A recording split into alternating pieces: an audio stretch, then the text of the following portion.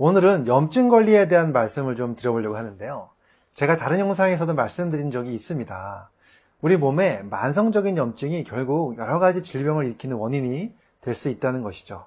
우리가 정말로 무서워하는 거의 모든 병들이 이 만성 염증과 관련이 있습니다. 혈관에 막혀서 생길 수 있는 심근경색증과 뇌졸중, 그리고 치매, 정말 무서운 병들이죠. 그뿐 아니라 심지어는 여러 가지 암까지도 만성 염증과 관련이 있습니다. 그래서 제가 이미 여러 번 말씀드린 것처럼 만성 염증을 줄여주는 대표적인 영양소로 오메가3를 말씀드렸었는데요. 그런데 오늘은 우리가 평소에 염증을 관리하기 위해서 오메가3 이외에 또 다른 좋은 영양소 한 가지 말씀드리려고 합니다. 그 영양소는 무엇일까요? 그것은 바로 프로폴리스입니다. 많은 분들이 한 번쯤은 들어보셨을 텐데요. 그럼 프로폴리스가 도대체 무엇이고 어디에 좋은 것일까요? 오늘은 제가 이 프로폴리스와 관련된 논문 결과들을 중심으로 잘 정리해 드리겠습니다. 궁금하시면 끝까지 봐주시고요. 먼저 프로폴리스란 무엇일까요? 그것은 벌들이 주변에서 자라는 식물의 화분이나 수액을 채집해서 그 벌들의 분비물과 혼합하여 만들어진 물질입니다.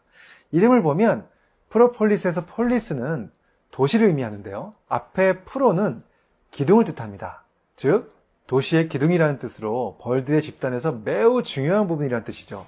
그런데 이 프로폴리스 덕분에 벌집 안의 상태가 균이 들어와도 썩지 않고 항균 상태를 유지하면서 습도를 조절하고 유충들을 보호한다고 합니다.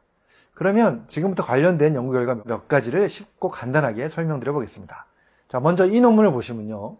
2016년 브라질 연구진에 의해서 발표된 논문인데요. 파이토세라피 리서치라는 학술지에 실린 리뷰 논문입니다. 리뷰 논문은 이미 발표된 여러 가지 연구 결과들을 토대로 정리한 논문인데요. 제목을 보시면 프로폴리스의 생물학적 특성과 치료의 적용인데요. 과거에 프로폴리스와 관련된 논문들의 내용을 잘 정리한 리뷰 논문입니다. 자, 여기서 프로폴리스의 대표적인 효능에 대해 설명하고 있는데요. 크게 5가지로 기능을 소개하고 있습니다. 그 첫 번째가 항미생물 작용, 즉 항균 작용이고요. 두 번째는 항종양 작용, 즉 일종의 항암 작용을 말합니다. 그리고 세 번째는 면역 조절 기능이고요. 네 번째는 항염증 작용입니다. 그리고 다섯 번째는 상처 치유 기능입니다. 이렇게 이 논문에서는 5가지 기능을 잘 설명하고 있고요. 자, 그 다음 두 번째 논문을 보시면요. 2018년 파키스탄과 사우디아라비아 연구진에 의해서 발표된 논문입니다. 제목을 보시면요. 프로폴리스의 구성 성분과 기능적 특성에 대해서 정리한 리뷰 논문입니다. 이 논문에서는 조금 더 광범위하게 프로폴리스의 기능을 설명하고 있는데요. 크게 10가지 작용을 설명하고 있습니다.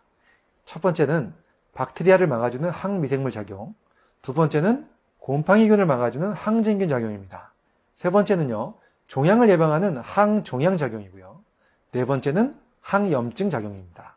다섯 번째는 간보호 기능이고요. 그리고 여섯 번째는 치아에 대한 좋은 작용입니다. 그리고 일곱 번째는 항산화 기능, 그리고 여덟 번째는 항바이러스 기능, 아홉 번째는 상처 치유 기능이고요. 마지막 10번째는 항암 기능입니다.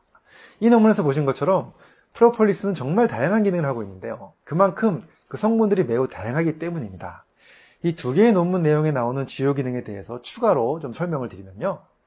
프로폴리스에는 세균을 억제하는 천연 항균 물질이 포함되어 있는데요. 그래서 실제로 후천성 면역 결핍증, 즉 에이즈 환자에게 생긴 치아 감염을 효과적으로 억제했다는 임상 연구 결과를 소개하고 있습니다. 또 프로폴리스가 가지고 있는 항균 작용이 세균뿐 아니라 바이러스, 곰팡이균, 일부 기생충까지 매우 광범위하게 작용하는 것으로 기술되어 있습니다.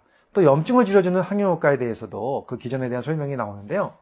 프로폴리스에 들어있는 여러 가지 항염 성분들이 염증성 사이토카인들, 즉 프로스타글란딘이라든가 류코트리엔과 같은 염증 매개 물질을 억제하고 조절해주는 것으로 알려져 있습니다.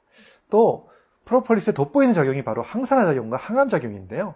이 프로폴리스에 들어있는 많은 성분들 중에서 CAP라든가 또 갈란긴, 또 크리신, 또 칼다놀 같은 성분들이 암이나 종양이 자라나는 것을 억제해주는 작용을 하게 되는데요. 이런 항암 작용은 이런 성분들이 가지고 있는 항산화 작용과 면역 활성 조절 작용이 동시에 이루어지면서 나타나는 그런 작용입니다. 또 프로폴리스의 상처 치유에 대한 내용을 좀 살펴보면요. 프로폴리스는 콜라겐 생성을 도와주는 작용을 하는데요. 그와 함께 동물 실험에서 상처 부위의 조직을 재생시켜서 상처를 치유하는 작용을 하는 것으로 알려져 있습니다.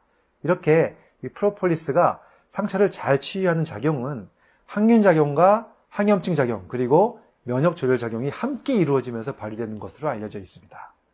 자, 그 다음은 프로폴리스의 작용 중에서 간보호 작용에 대한 이야기인데요. 프로폴리스는 이 글루타치온의 양을 증가시킨다고 알려져 있습니다. 글루타치온은 매우 강력한 항산화 효소인데요. 이 간에서 독소를 해독하는 데 매우 중요한 역할을 하는 그러한 효소입니다. 바로 이 중요한 효소를 증가시켜준다는 것이죠.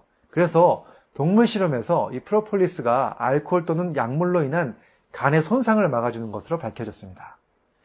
그리고 이제 마지막으로 정말 중요한 이 프로폴리스의 면역조절 작용에 대한 이야기인데요.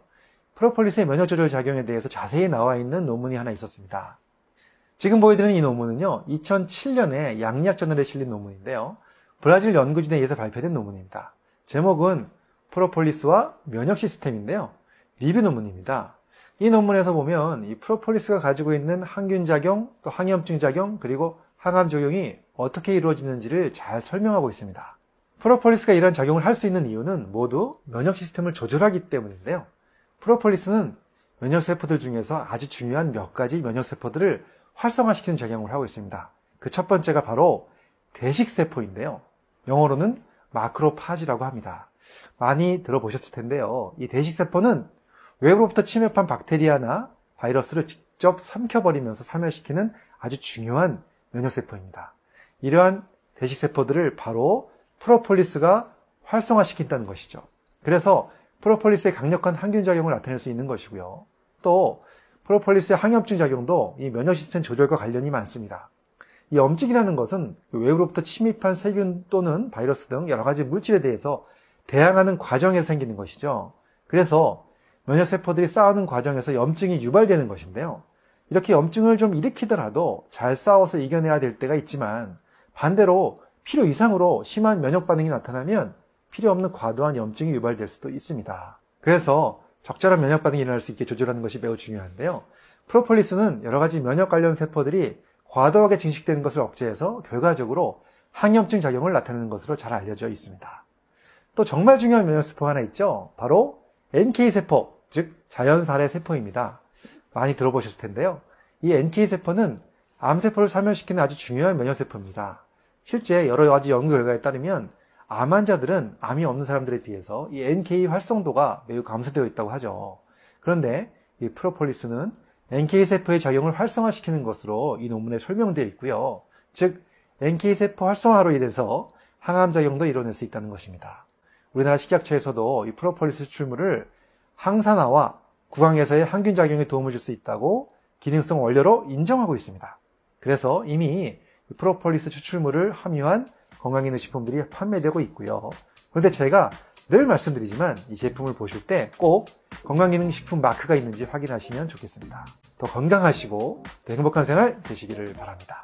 감사합니다.